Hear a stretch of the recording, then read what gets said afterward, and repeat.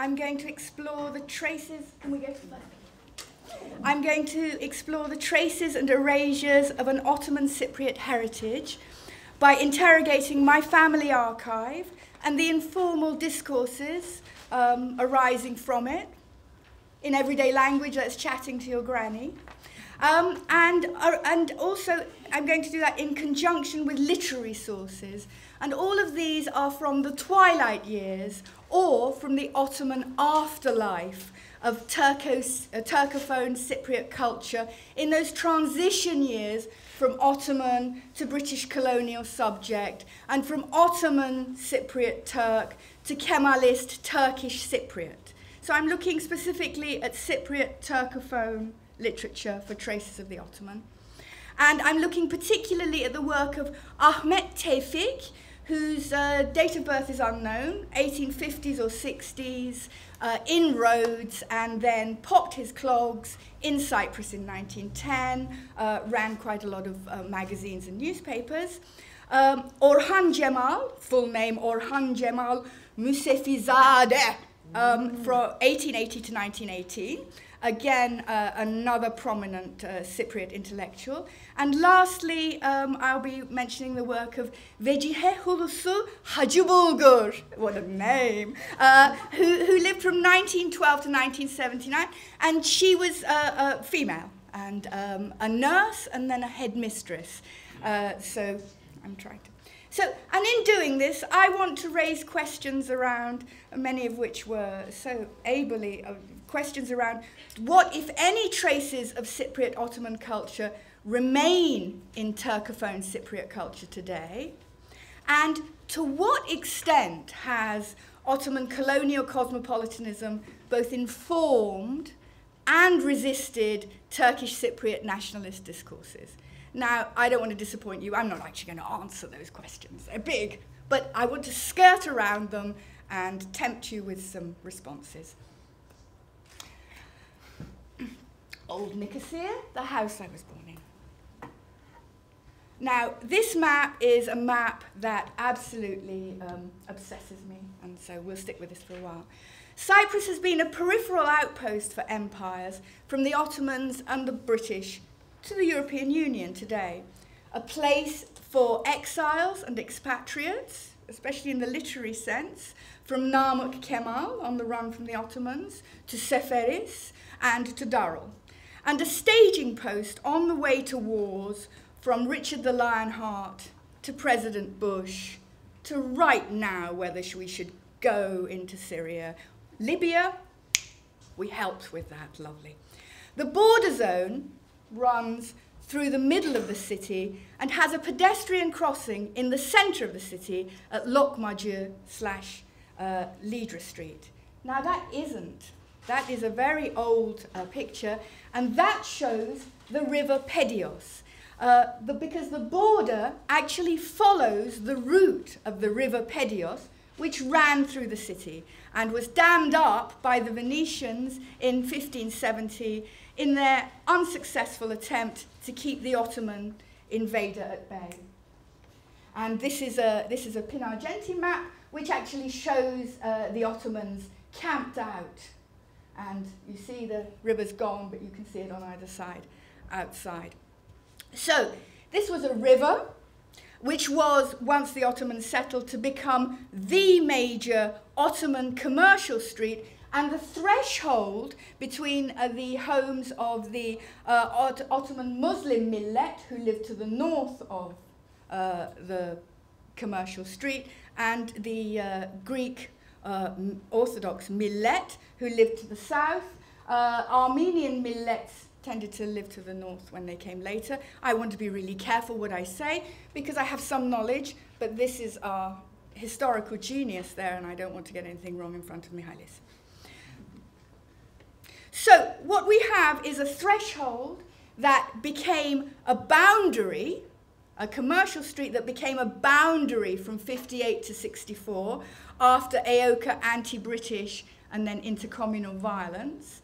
And then after the fighting in December 63 to 64, that border became a UN-patrolled green line. and then finally in 74 an impermeable border. This is a contemporary Republic of Cyprus map, and since then that border zone is widely known, for instance in the anthropologist Yanis Papadakis' work, but in many people's work, as the dead zone. So in presenting this, the ground of my of the city of my birth, what I'm showing in this is a move from Ottoman métissage to national identities, and then to a European identity, which marks a shift from Ottoman threshold to national, impermeable, and now a little bit permeable border. So the sense of a boundary marker as a point of beginning to meet becomes a barrier that regulates and limits the possibility of meeting. So in that sense, we can see Ottoman métissage as providing us with the possibility of a cosmopolitan space in Cyprus. But, can we go for a next? And next, yes.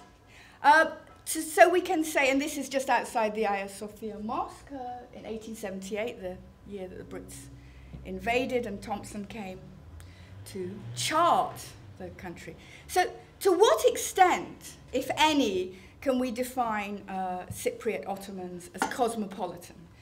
And there, I don't want to, I'm not going to be centering on this, but we do really have to decide what our definition of cosmopolitanism is.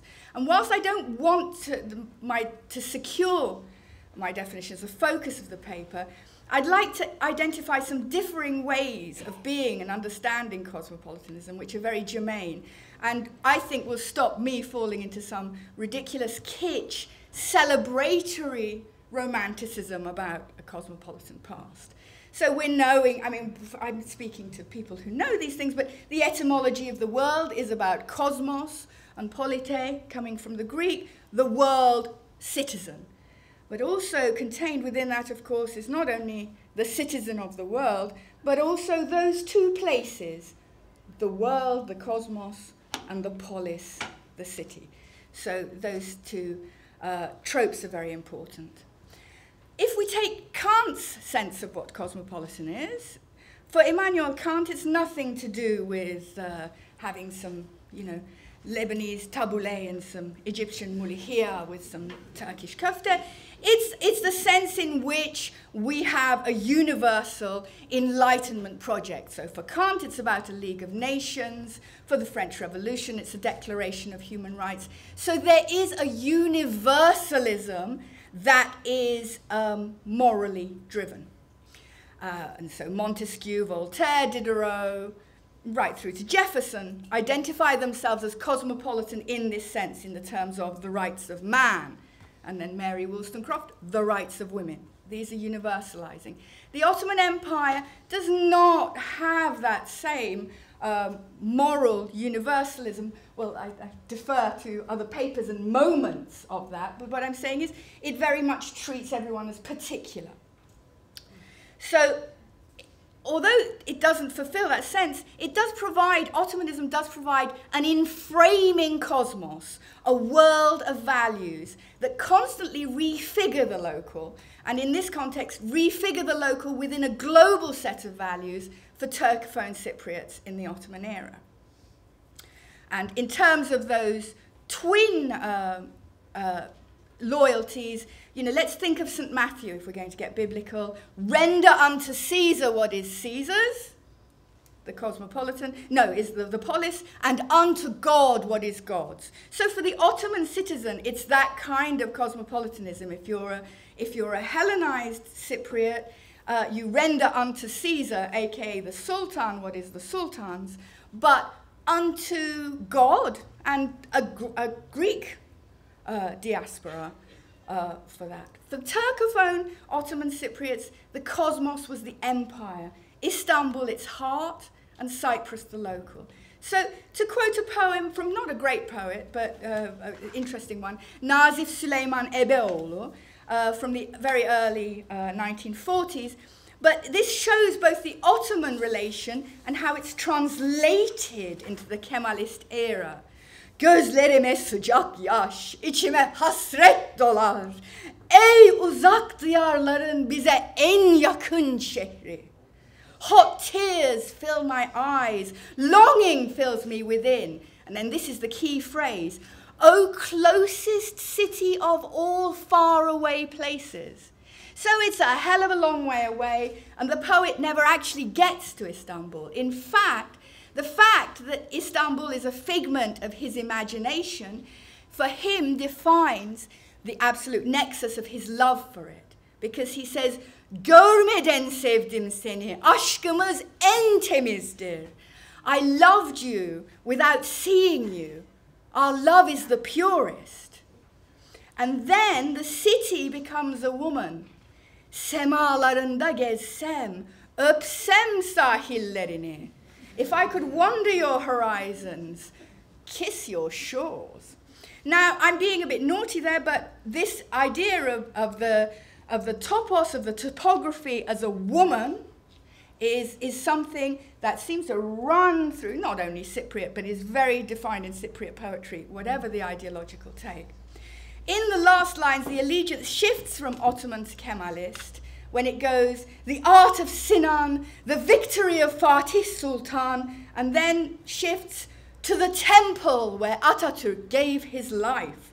So we go from this city of multiculturalism, which, remember, in 1940 hasn't had its pogrom against Istanbul Greeks. So and he's gone from this cosmopolitan Italian Ottoman city to making it a nationalist, essentially.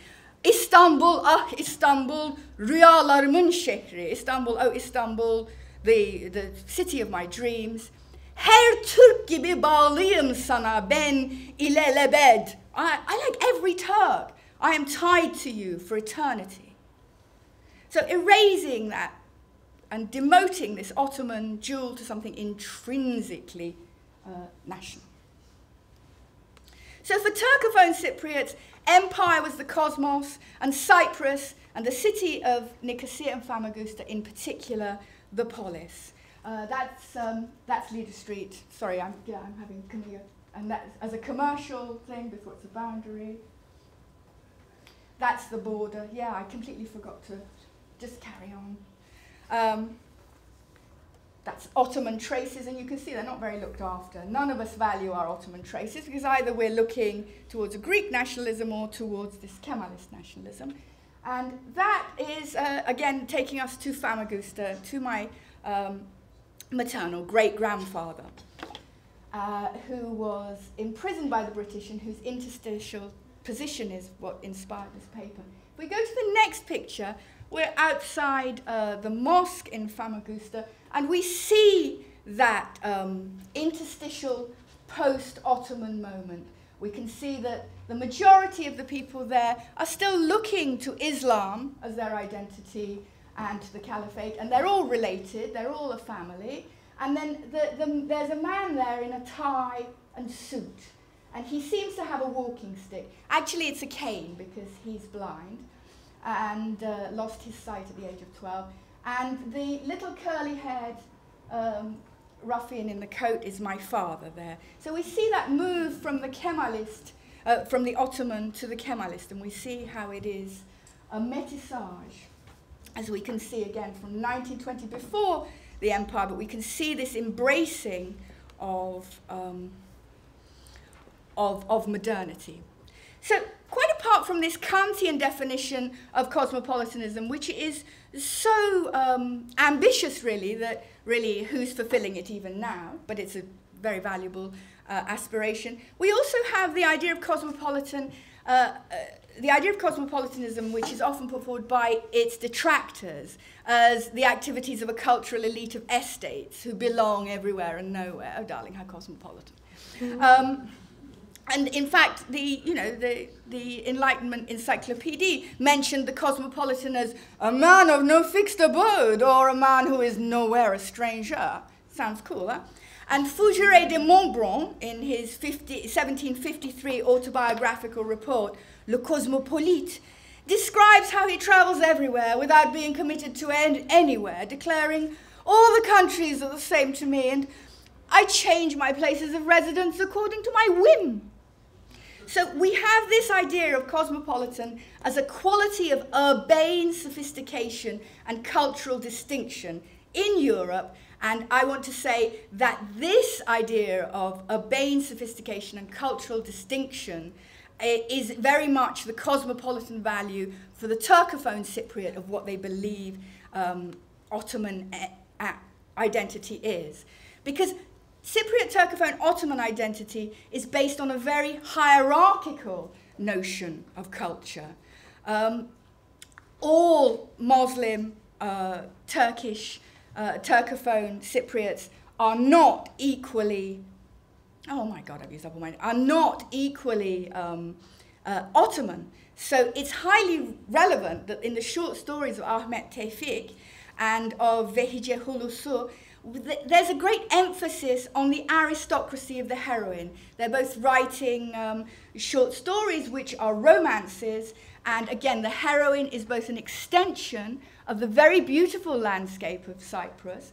So the girl becomes both the ground of the question, both the local, the polis, because it's very much about Cyprus being beautiful, but she also becomes the personification of desirable Ottoman values. So in Hacı Bulgur's story, the family are nazik, samimi ve misafirperver, courteous, sincere and hospitable.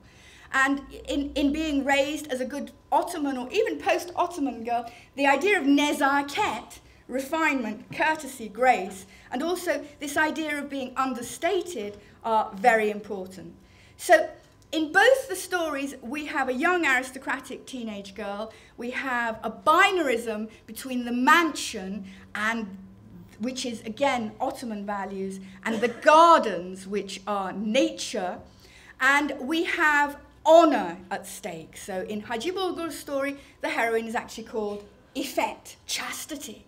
And both of them rise or fall. But what's interesting is the undermining, because in Hacı Bulgur's story, what happens is that it's actually the Ottoman outsider, the suitor Aytekin, who seems like an Ottoman aristocrat from Istanbul, but is actually a no-good scoundrel who killed his uncle for his inheritance, it fools this gentle, courteous Ottoman family. So the story seems to celebrate the values of Ottoman cosmopolitanism and cultural distinction, but they always come down in favor of the local, in favor of nature, and in favor of the reliability of local things. Can we just flick through? So as we're finishing, I wanted to come to really, I talked about my family archives, and this is the notebook that Mustafa Nuri Effendi, the Imam you saw, kept while he was imprisoned by the British. Can you just go to the next one? In Kyrenia Castle from 1916 to 18 as an enemy alien, because as an imam to prisoners of war, Ottoman prisoners of war, he was suspected to be aiding their escape back to Turkey. And he kept this notebook. So this notebook for me is the ground and the limit of British cosmopolitanism. It marks some kind of humane warder who gives his magazine as paper for my great-grandfather, but it also shows the limits in consent and difference in that we, completely different modes of understanding and writing. But we also see the strange way that my great-grandfather has used this in an almost very visual way. So for me, these are the grounds of questioning. And this is Kyrenia Castle, which is now a tourist site, inevitably. This is his prison cell. And we'll finish with the final picture, which is his prison cell, which is now a gift shop. And the story, in some ways, when discussing this story with my father, for my father, I said how tragic the British did this. And he said, well, they were only in jail for 2 years, and they were let out for lack of evidence. And people in Guantanamo Bay in similar situations are still there. But the story's not all happy, because he died within a year of coming out of the prison, and he was only 42, so it must have done him in. But that's a little brief discussion on what Turcophone Cypriot Ottoman aspirations may have been in the transitional era. Thank you so much for listening.